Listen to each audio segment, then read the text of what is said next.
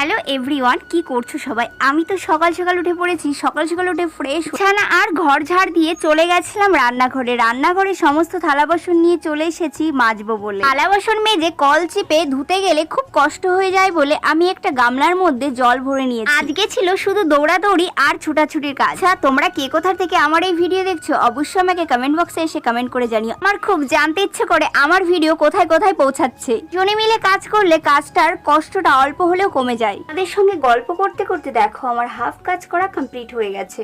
আমার ভিডিও কি তোমাদের ভালো লাগে? ভালো লাগলে অবশ্যই কিন্তু আমাকে জানিও। মেজে রাখা থালা বাসনগুলো আমি একে একে নিয়ে যাচ্ছি। মা তো সকাল থেকে বলে যাচ্ছে দোকানে যা, দোকানে গিয়ে সয়াবিন আর ডিম নিয়ে। আমার কাজকর্ম সব গোছানো হয়ে গেছে, এবার আমি যাব দোকানে, তার জন্য রান্নাঘর আটকে নিচ্ছি।